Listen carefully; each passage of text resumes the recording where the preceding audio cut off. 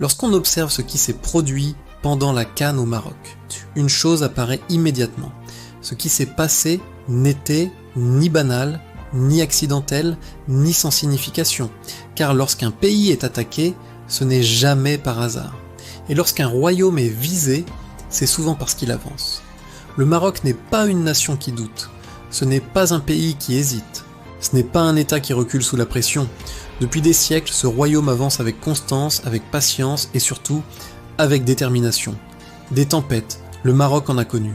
Des épreuves, il en a traversé. Des pressions, il en a subi.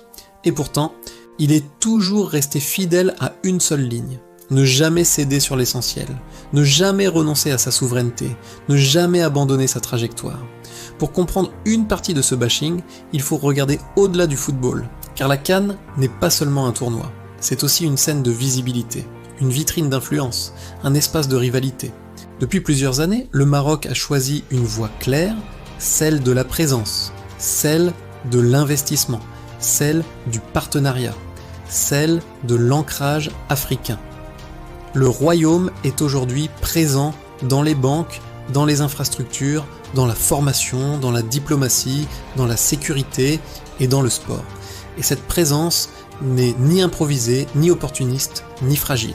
Elle est restée le fruit d'une vision stratégique de long terme, portée par Sa Majesté, le roi Mohamed VI, avec constance, avec méthode et avec une remarquable cohérence.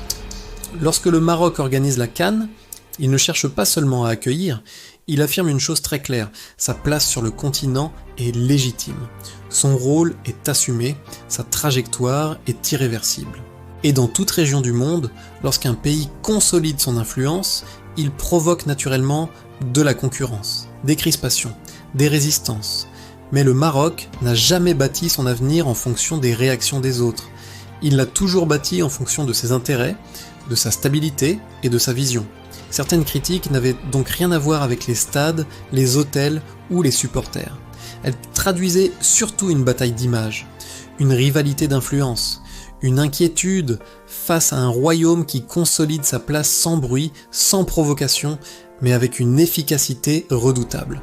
Car le Maroc n'avance pas en criant, il avance en construisant. Il ne s'impose pas par la force, il s'impose par la constance. Et surtout, il n'a jamais renoncé face aux pressions. Depuis toujours, ce royaume a choisi une seule attitude face aux défis. Tenir, résister, avancer, jamais reculer, jamais céder, jamais abandonner. C'est cette détermination tranquille qui a permis au Maroc de traverser les siècles, de préserver son unity et de consolider sa souveraineté. Et ce qui s'est passé pendant la CAN ne changera rien à une vérité fondamentale. Le Maroc continuera d'avancer. Calmement, fermement, et sans jamais rien lâcher sur l'essentiel.